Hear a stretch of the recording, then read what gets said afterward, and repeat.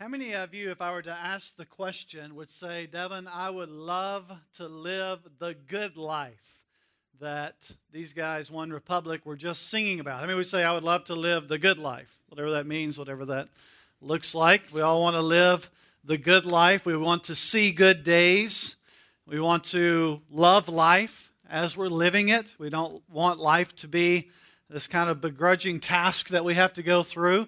We would love to see good days and love life and live the good life. And I imagine if we were to take a survey on what that would look like, we'd probably get a lot of different responses. If we were going to ask One Republic, what does it look like to live the good life? Well, according to their song, it means I'm going to wake up in a lot of different places, in London or in L.A. I'm going to travel the world and kind of lose consciousness of where I'm at. That's kind of the gist of their song and their interpretation of living the good life, kind of this free spirit idea. If I were to ask a lot of kind of average people, including us, if we were to define what does the good life mean, we'd probably define it by either what we're doing or what we have. For some of you, it may mean that living the good life is I finally am able to move to the beach and wake up every day and put my toes in the sand. I think there's a song about that too, Zach Brown or somebody. How many of you, that's kind of your definition of the good life? I would like to end up somewhere, beach, toes in the sand, kind of good life. Maybe a lake house. For some of you, it may have to do with what's in the bank account. The good life that you interpret the good life is that you have money in the bank account, that you can buy what you want, you can get the big screen TV. But a lot of times the good life would be defined by what we have or what we're doing, which often entails money. Some of you are the opposite of that. In your mind, the good life is you just want to wake up every day and sip coffee on the porch and sit in a rocking chair by your spouse. I heard about this older couple. They had kind of reached retirement age, and they were living the good life. They were sipping their coffee late one evening, and there was a little country church down the road from them that was having their monthly singing. If you grew up in church world, you kind of know what that's about. And so they were having their singing, and one of the people in the older couple was listening to the choir sing from the old country church, and the other older person was listening to the chirping of the crickets.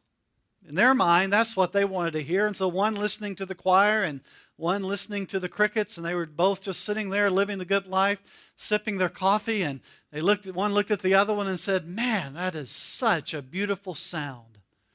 To which the other one replied, "Yes, it is. And the rumor has it that they make that sound by rubbing their legs together." So the one listening to the choir didn't really know how to take that. When you have to explain your jokes, you know they're getting really bad. Living the good life. Peter discusses the good life in our text today. And he grounds it in who we are. And who we are in Jesus and how that impacts how we live life. And Peter, if you remember, is writing this letter to a group of people that we have called the suffering saints.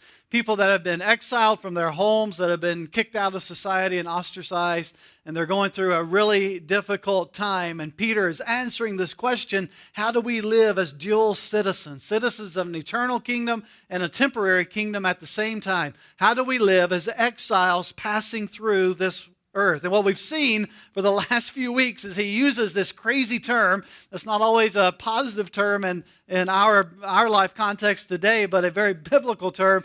Peter says that we are to live a life of submission. And how we do that is what we're going to look at in today's text.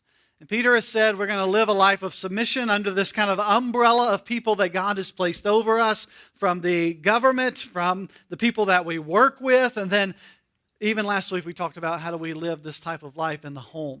And I want to encourage you, if you were not here last week, to go back and to listen to the message or watch the message on video. Ashley was able to join me on the stage and talk through a lot of things. And I actually did a little follow-up video this week. I hope you got a moment to watch that on some of the things that we talked about last week as we try to put the biblical truth into everyday context. And that's what Peter's doing. And what he has to say today has to do with everything we've been talking about. Why are we to live this life of submission, this life of operating kind of under this umbrella that God has placed around me, and specifically in relationships? the relationship approach. How do I interact with other people? If it's that boss, that spouse, the people in my neighborhood, my family, the relationship impact that this approach has, how it flows out of who we are. It flows out of our identity. And as we said every week, who I am impacts every relationship. Who I am in Jesus impacts everything about my life. It even impacts how I interact with people that treat me unfairly and unkindly. So for the last few weeks, we've talked about some very specific relationships, haven't we? Like with the election upon us, and man, it's been a fun week in politics, right? Name calling and making fun of people's ear size and all kinds of fun stuff in politics this week. But how do we interact in that society, in that culture? How do we interact with people at work or that boss that seems to treat me unfairly, or at home? We've talked about some very specific relationships. And then today, Peter goes very general on this. He talks about just some general life principles. And right in the middle of our text today, we read these words from 1 Peter chapter 3 and verse 10. It's actually a quote from the Old Testament. Peter says, "For whoever desires to love life and see good days." Peter says, what I'm talking about has to do with loving life and seeing good days. Man, that's something you want written on your tombstone, right? Like Devin loved life. Devin saw good days while he was here on earth. And again, the solution to that question, how does that happen? We often wrap it around all the wrong things. What we have, where we're at, how much money's in the bank. But Peter takes us in an entirely different direction. And what he's telling us is the key to learn how to love life and to see good days. Let's jump into our text. We're actually going to back up to verse 8 is where we're at in the book of 1 Peter. 1 Peter chapter 3, verse 8. "Finally, all of you," and then look at this laundry list that Peter gives us. "Have unity of mind, sympathy, brotherly love, a tender heart, and a humble mind." So Peter says, finally, so at the end of this thought process, after he's talked about our relationship with government and at home and in the workplace and with society as a whole, he says kind of at the end of this thought process where I've been dealing with specific relationships, let me talk to you about a general life attitude. Because our attitude is often revealed by how we live life. How many times when I was a teenager did I hear my parents say, "You need to change your attitude. You have a bad attitude." How did they know I had a bad attitude? Usually it's because of how I was behaving, right? The look on my face, the words I was responding with. They knew my attitude by my actions. And so Peter says, let's talk about attitude because your behavior is controlled by your attitude. And then he gives us these 5 things in these verses. The first one he talks about is that we are to live a life of harmony. He calls it unity of mind. In other words, we're not to live a life that is divisive. Now, Peter is not saying that as Jesus followers, we're all going to be uniform. He's not talking about uniformity, and he's not talking about conformity. That's what we call a cult, where everybody looks the same, says the same, dresses the same, and when you see that, you're kind of like, man, that's weird. So that's not what Peter's talking about. He's not talking about uniformity. As a matter of fact, the New Testament celebrates the diversity within the body of Christ. That we've all been uniquely gifted and created by God to live out God's purposes in our lives. And so that looks very different, that we're all diverse, but there's a unity within the diversity. And that's where he talks about harmony, that we are united. I like to think of it as like an orchestra playing. Everyone's kind of playing their own instrument, but when all the instruments come together, they create, hopefully, a beautiful melody, a beautiful performance. Have you ever been listening to a band or an orchestra play where one instrument was slightly off? When I was in high school, I was involved in this competition that involved all types of different things, from music to sports, all kinds of stuff. And I had a friend that was in the music side of it, so I was in there listening to the performance. And they were singing, and there was instruments being played, but this one guy got up to play the saxophone, and I will never forget this as long as I have a working mind. It's clear. But when he got up, I was sitting, of course, with all my buddies, and this guy got up to play the sax, and he was going to play Amazing Grace. And it went something like this.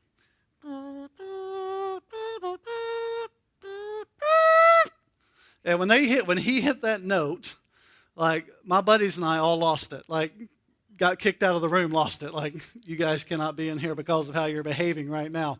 But I'll never forget that moment of that one sour note and the look on that poor guy's face when that note came out of the instrument he was playing. We've been in those contexts where something was a little off. But Peter says when we are living as Jesus followers within this framework of who we are in Jesus, that we're going to live a life of harmony and unity with each other, that we are agreeable, that we are like-minded because we have the same Holy Spirit, we worship the same Jesus, we have the mind of Christ, Paul says, and we're on the same mission to continue what Jesus started, that we live in harmony. We know that sometimes the church struggles with that. You heard the little poem, to dwell above with saints we love, that will be grace and glory. But to live below with saints we know, that's an entirely different story. Right? That's kind of how we live life as a church. Not always in agreeable harmony, but Peter says when your life is defined by who you are in Jesus, you live a life of harmony. And then he says we live a life of sympathy. The original word here actually means to suffer with someone, to suffer alongside, that we are sensitive to what is around us, that we are sensitive to who is around us. The Hebrew writer of the New Testament said that Jesus sympathized with us in our weakness. Have you seen these things that are called sympathy suits? So like if you do not have sympathy for a certain person that's in a certain life context, you can wear a sympathy suit. So like a pregnant lady, they have sympathy suits where you can wear a suit to feel and understand at some level what it seems to be pregnant. My daughters have been in high school where they had to create little babies so they can understand the burden of what it means to live life with a baby. So this is the one last year that I helped Reagan create. There's flour in here, a bag of flour. And then I don't even know how we made this head, this wobbly head. It's got something to do with duct tape and pantyhose and something. And then we super glued this pacifier on and put the little clothes on it. And if Reagan's acting up at night, I just sneak in a room and put this right beside her bed. So she rolls over and wakes up to this. It'll change her life perspective. I want to have a little voice. I read this thing on the internet yesterday that I read to Ashley that said there's nothing cuter and sweeter than hearing a baby laugh unless it's 2 a.m. and unless you don't have a baby.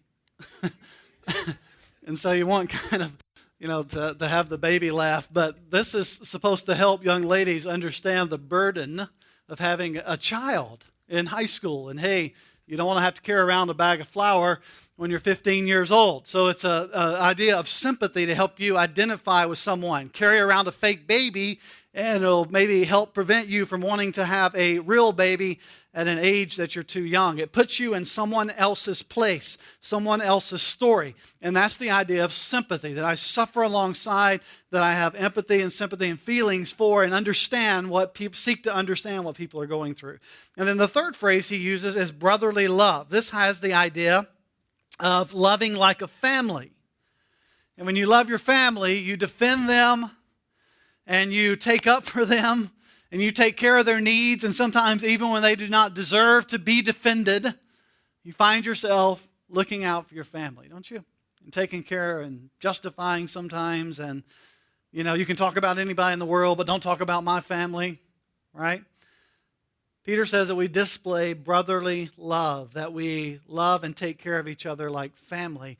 And then he uses a word that is the idea of kindness, that we live a life that is kind. This is a deep-seated emotion. The actual original Greek word here is a feeling that comes from your guts, like an inner, deep-seated emotion of being compassionate and tender. And then the fifth word he uses is the word humble, that we are to be humble in how we live life. This is a willingness to put other people's needs in front of mine. That's one of the reasons that we serve a lot at City Church, is because we want to put other people's needs ahead of ours, because that's the example that Jesus gave us. I heard about the one guy that won a pen, an award. He won a pen for being humble. And he won a pen for it, and he decided to wear it. And so they had to take it away from him for wearing it. Right? Like that's one of those characteristics. It's like, how do you say you're a humble person? It's not really an expression vocally as much as it is a life attitude. I love the story of Truett Cathy, who is the founder of Chick-fil-A. Whoop, whoop. And Truett Cathy, who started Chick-fil-A, who recently passed away in the last few years. If you know anything about his story, he started with just a very simple kind of restaurant model that he sold sandwiches for 65 cents and Cokes for a quarter back in the day. And he had like 10 tables and stools in his little restaurant. And he grew it into this multi-billion-dollar company, Chick-fil-A. But if you have heard the story of Truett Cathy, you know that he was a very strong believer, follower of Jesus. As a matter of fact, for 45 years, even while Chick-fil-A was growing and becoming a multi-billion-dollar company, Truett Cathy would teach the young teens, boys, Sunday school class at his local church, all the way until the time that literally right before he passed away. And that he built his company, a lot of his company was built on the model of being a humble person, of understanding. And so that's kind of humility on display, that no matter how wealthy and famous he became, that he understood where he was coming from, and he placed other people's needs in place of his own. And so these 5 traits that we read about in this text of living in harmony and sympathy and kindness and brotherly love and being a humble person, these 5 traits are Jesus traits. They're things that he lived out, that he lived a life of kindness and sympathy and brotherly love and humility. Paul said they humbled himself and took on the form of a servant. That these are Jesus traits, and as we continue what Jesus started, that we're living out what Jesus lived while he was on earth. And we'll talk about in a few moments, what does it look like when we can't seem to live those things out. But Peter then takes us in the direction of everyday life. He gets specific on us again, like he often does. So look what he says in verse 9. If we're going to live these traits out, what does that mean for everyday life? Well, he says, we do not repay evil for evil or reviling for reviling, but on the contrary, bless. For to this you were called, that you may obtain a blessing. And so Peter says, as we live out these Jesus traits, it impacts us. And in this case, it impacts how we react. That we're not a people of retaliation. Now, I'm a reactionary person. I, like a lot of us, by nature, react to things. And a lot of times my reaction starts here and then ends here after I've kind of had a moment to process. But Peter says that as Jesus followers living out Jesus traits, it impacts how we react, that we should not be people of retaliation. Well, I'll tell you what I would have done. Or that'll be the last time that happens. Or I'll tell you what's going to happen next time. Right? Where our natural reaction is to react. And it's that way from the time we're children on the playground and living out, well, it takes one to know one. Well, your mama, right? We're kind of born that way, and we're natural reactors. And we kind of sympathize with people who are reactionary. I'm a reader, and one of the guys I like to read is I've read all of John Grisham's novels, and probably his most successful novel that he's ever written that was turned into a famous movie is A Time to Kill. And you know the story of A Time to Kill. You know it's about this young African-American young girl that was raped and murdered by these guys. And her father, who Samuel L. Jackson plays in the movie, reacts by killing these guys as they're being brought into the courtroom. And then Matthew McConaughey's the lawyer that defends him in the movie, and the book even gets into more kind of graphic detail about the story. And you, like me, probably the first time I actually read the book before it came out on movie, but the first time I read the book, in those final chapters when kind of the cliffhanger of the story, and the jury exonerates Samuel L. Jackson and basically declares him innocent, I was the guy who was reading the book like, yes, I'm glad he got off, right? Because he was retaliating and reacting, and it's kind of our natural instinct. But Peter says when we are people that have Jesus traits, that we are not people that are known by retaliation. Instead of reacting and retaliating, we and he uses a crazy word here, we bless. Hashtag blessed. We see that going around everywhere, don't we? We are people that are blessed, and we bless. And we say, Devin, how is that even possible? Not just to abstain from reacting or retaliating, but blessing. Like, it's one thing to not react and not retaliate. It's an entirely different thing to actively bless someone. And Peter says, instead of reacting, we are people of blessing. And here's the only way it's possible. It is grounded in our calling. And what Peter says here is you have been called to obtain an undeserved blessing. He says, as exiles, as Jesus followers, we bless because we have been blessed. And because we have been promised an eternal blessing. Here's what Peter's saying. You live like a blessed person lives. And when you have been blessed on this earth, an eternal blessing that is coming, you give out blessing instead of retaliating, reacting, lashing out in anger. So it's kind of a perspective issue, because sometimes we fail to see the blessing that we've been given through Christ, which results in us not being able to bless in times that we should be blessing instead of retaliating. And Peter says, when you understand the blessing that you've been given, then you live out a life of blessing. Here's how I like to phrase it. We choose grace over grudges.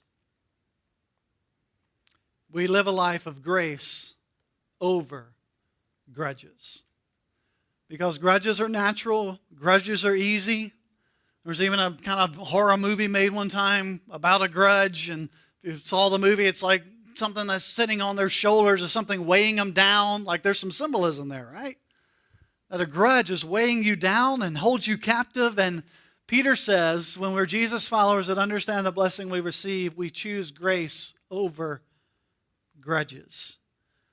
We get a blessing, and so we give a blessing. And there's a lot of Old Testament depth here from the Abrahamic covenant that you will be a blessed people that we don't have time to get into.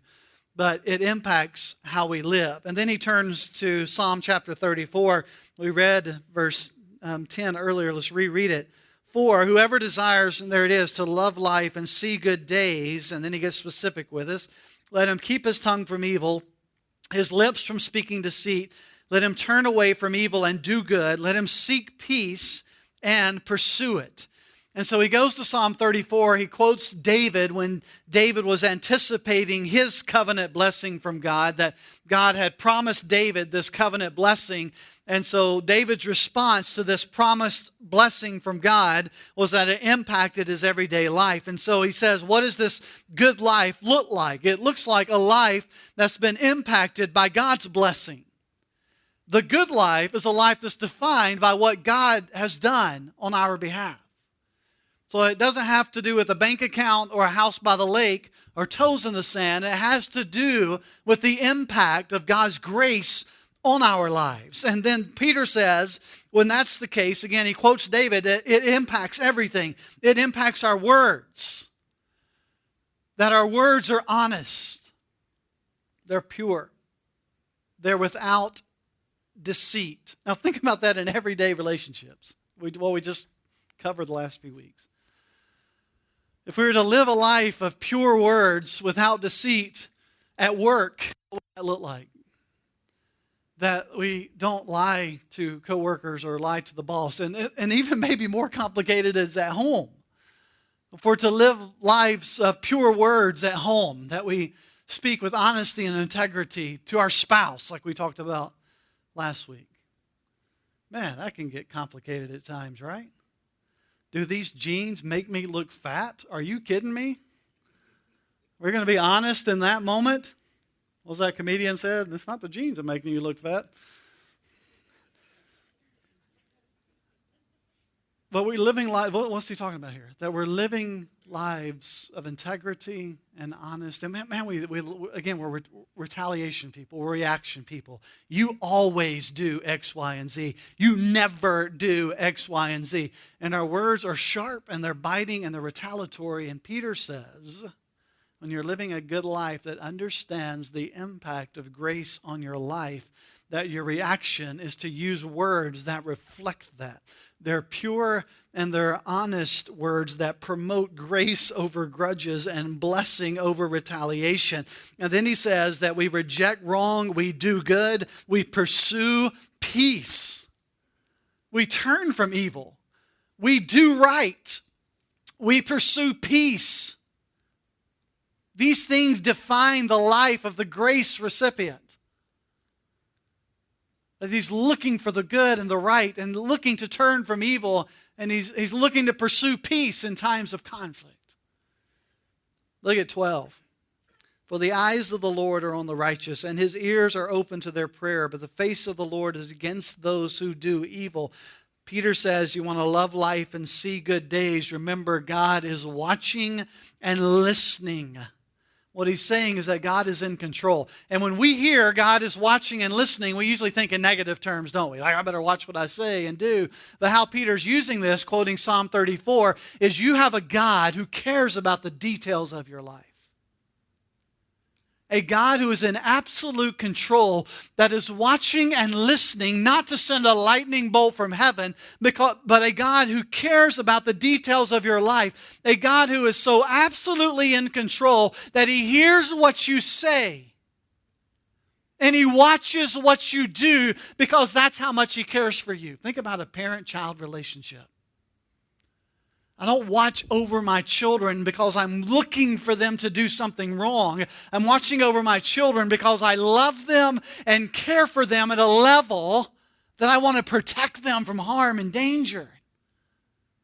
Are there times that my watching eye sees them do something wrong or hears them say something wrong that needs correcting? Absolutely. And that's part of the role of God and the Holy Spirit in our lives. But my kind of framework for life is I watch over those that God has entrusted to me because I want what is absolutely best for them. And I care for the details of their life. And we have a Heavenly Father that is watching and is in absolute control over our lives. That life, listen to this, life cannot take me outside of the watchful eye of God and the listening ear of God. What a tremendous truth. And it really goes back to the idea of hope and confidence in who God is that goes throughout Peter's book. And then Peter tees it up for his audience. Remember who he's talking to. People that are facing real life suffering and opposition. And Peter tees it up. He goes to Psalm 34, and then look what he says in verse 13. Now, since I've kind of teed it up, who is there to harm you if you are zealous for what is good? Peter asked this rhetorical question that's based on the previous verses. The person living this good life as defined by who you are in God, that you're a person that's received grace and blessing from God. This person that's living this good life defined by who Jesus is and who we are in Jesus can't be harmed by life circumstances. Now, who is there that can harm you? He's not dismissing the reality of suffering or mistreatment or persecution or brokenness. He's just placing it in the proper framework. That whatever happens in life is under God's control. And he shows us that he's a realist in verse 14. But even if you should suffer for righteousness' sake, you will be blessed. Have no fear of them, nor be troubled. As we've seen time and time and week and week and week, Peter's a realist. He takes it into real life. Godly people suffer. They're persecuted. They get hurt. The world's a broken place. Peter's not ignoring the brokenness. But he says, because of who you are in Jesus, because of whose you are, because you're under God's watchful eye and listening ear, our response is different. Suffering becomes a blessing, a privilege. What? Say, Devin, I must be a blessed person because I'm feeling some intense suffering and opposition and persecution right now. Here's what's going on in my life. Like I must be at the height of God's blessing list because I'm going through some stuff right now. Suffering is a blessing. There's times in life you feel really privileged because of what you're going through, right? Really what Peter's doing, he's echoing the words of Jesus in Matthew 5. Blessed are you when you are persecuted for righteousness' sake. It doesn't mean life is easy. It doesn't mean that the brokenness is not a reality. What it means is that suffering pushes us to Jesus, which makes suffering in the long run, in the big picture, a blessing. Because it's pushing us into the one that we need the most. That we need Jesus.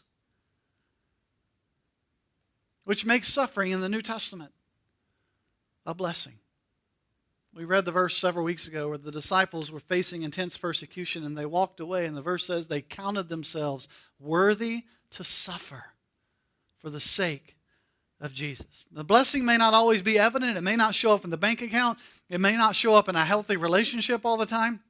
The blessing sometimes may be one in disguise, but understand the perspective here. God is in absolute control. Whatever it is in life you're facing pushes you to Jesus. And as it pushes you to Jesus, look what it does. And what he said in verse 14, you have no fear, nor are you troubled. As we are pushed to Jesus, fear is pushed out. Because our ultimate confidence, our ultimate hope is in God. We live in a fear-filled culture.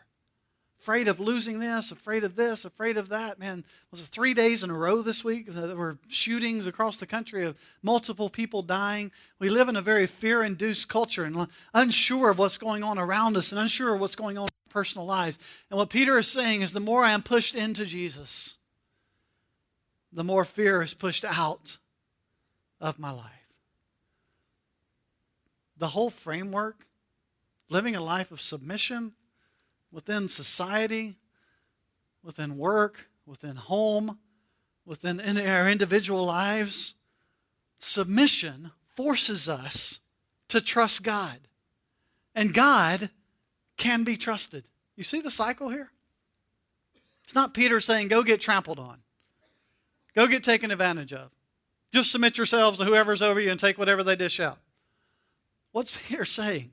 Peter says that we live as exiles in this world, passing through. We are dual citizens with an eternal kingdom, living in a current kingdom that's temporary. We're passing through, and as we pass through, we realize that God is ultimately in control, that society is not in control, that governments are not in control, that my unfair boss at work is not in control, that the spouse that I'm having trouble getting along with at home is not in control, that God is in absolute control. And so whatever relationship situation I'm in, with society, with work, with home, whatever situation I'm in, it is pushing me into Jesus. I am leaning into Jesus. He is in control. I can rest in Him so that no matter what's going on in this world, I have hope and confidence because I rest in who He is. And that is not a source of fear. That is a source of hope and confidence in who I am in Christ. 15. Instead of living in fear, what do? But in your hearts, regard Christ the Lord as holy, always being prepared to make a defense to anyone who asks you for a reason for the hope that is in you. So see the picture here. As we're living this life of confidence and hope in who Jesus is, it piques the interest of other people. You don't react the way that people normally react in this situation. I've noticed what you're going through in life and your reaction seems different. What is it about your home life, your relationship with your spouse that seems different than those around me? What is it while everybody's freaking out about the government and the president and who said what, that there seems to be a peace or a calmness about you, that your confidence is not in whether it's Hillary or Donald or whoever it may be? It piques the interest of other people as you live as a dual citizen. And Peter says, instead of living in fear, we live in awe of who God is, and it provides us an opportunity to offer a reason for the hope that is within us. The word here in the original language is the word apologia. It's where we get the word apologetics. The word apologetics is the defense of one's beliefs, that we defend our beliefs. It's a courtroom word, that you're able to be able to give a defense. And the question is, what are we defending?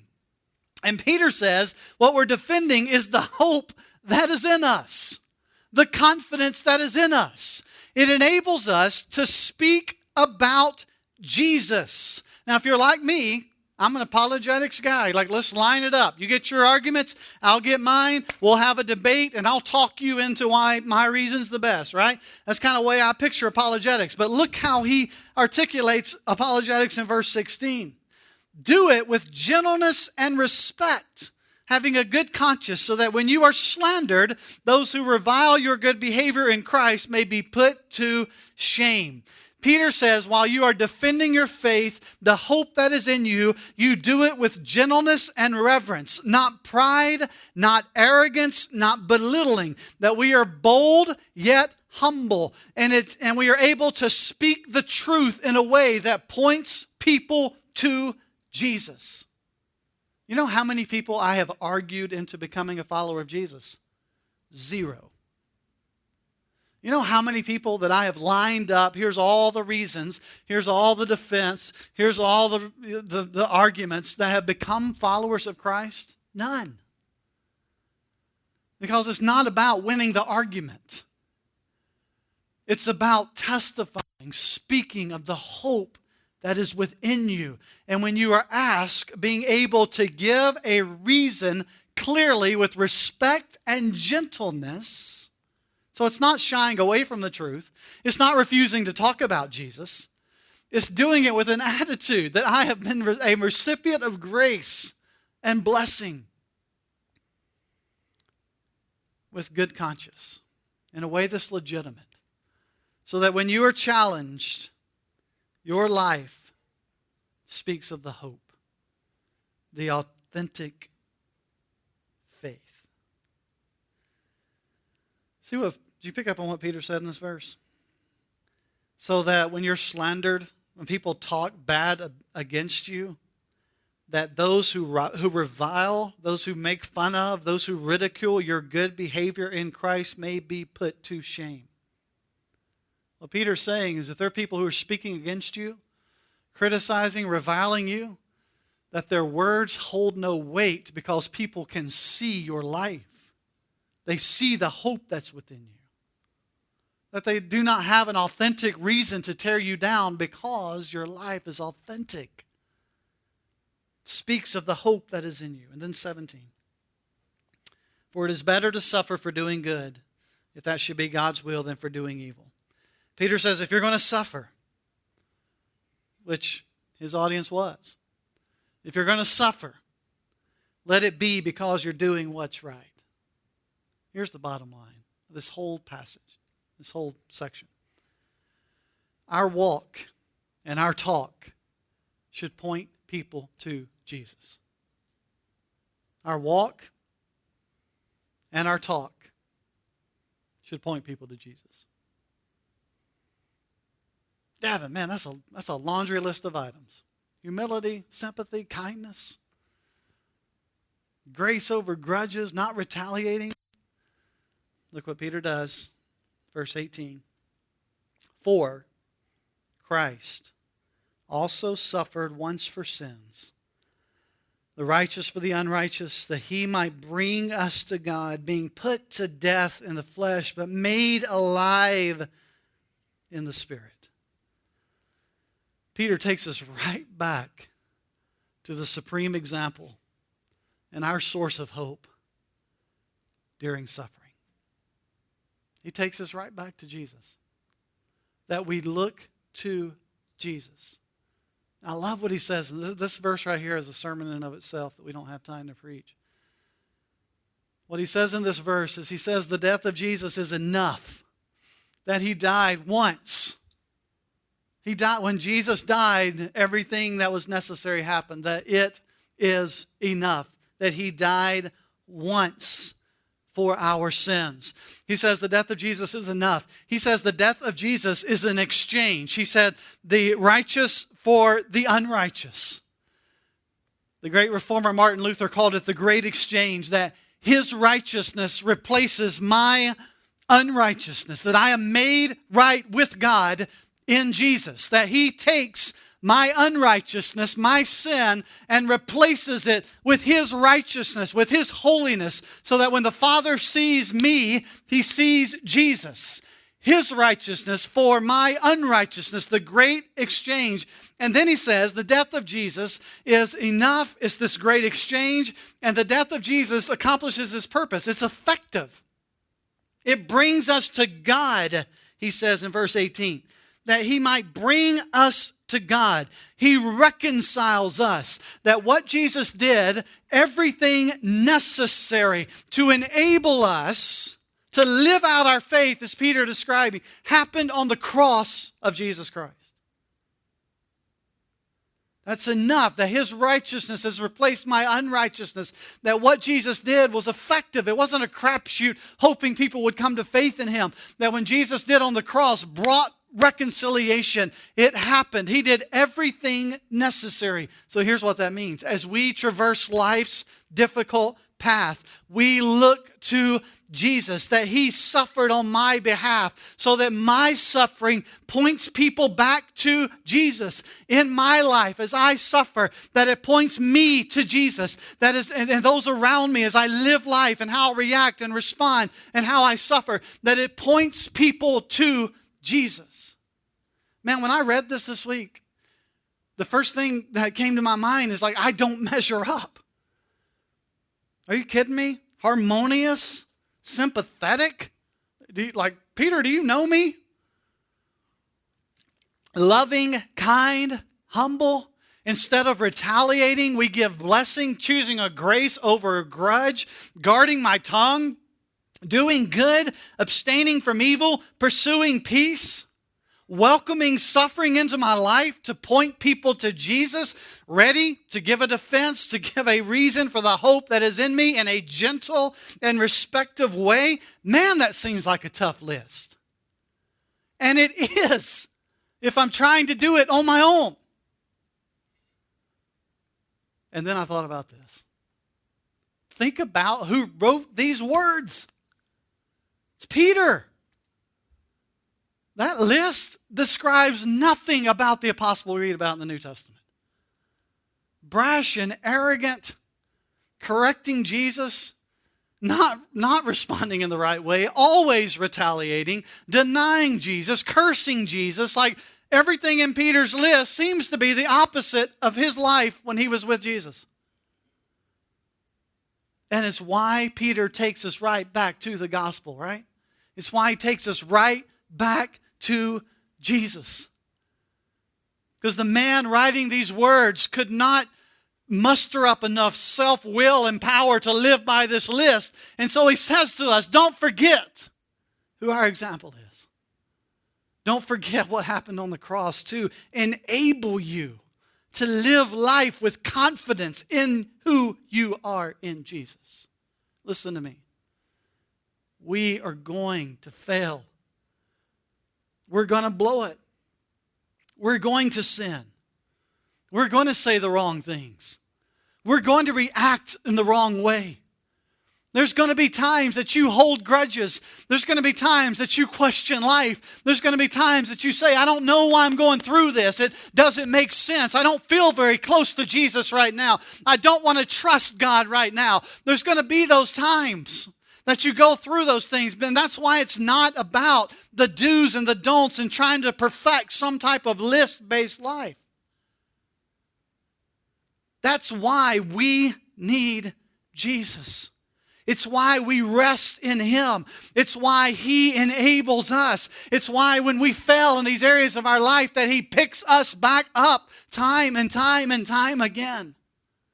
Because what He did on the cross is everything we need. He suffered for my sins and all the times I don't measure up.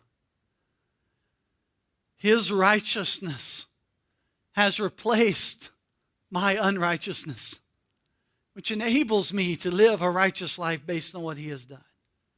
He has reconciled me to God.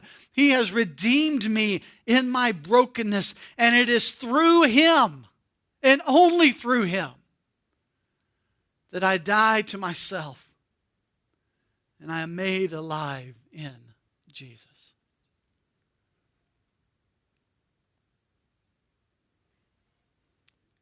Don't be fooled into thinking, well, here's the magical list that's going to enable me to be made right with God. Peter says, don't miss. As we're living as dual citizens, this kingdom, the eternal kingdom. As we're living in the complexity of all these relationships and the brokenness and reacting in a way that honors Jesus and seeking harmony and kindness and living in our homes with honesty and integrity and husbands and wives and parents and workers and employees and employers and citizens, and as we're functioning in life. It's not a list that we put on our refrigerator that says, all right, here's all the things I got to check off. Peter says, remember that what happened on the cross enables you to navigate by God's grace the complexity of all those relationships, all those times in life, all those struggles, the grace of God. Remember the blessing that you have received and live it out. Live out the grace that has been poured on you. And when you fail, when you react the wrong way, we push back into Jesus. Jesus, it's happened again. I reacted in the wrong way again. I failed again. I need you. I need you in this difficult relationship at work. I need you to enable me to love Ashley as she deserves to be loved, to love my kids as they deserve a father's love. Jesus, I need you in those moments when I tend to react, to enable me to respond like you responded.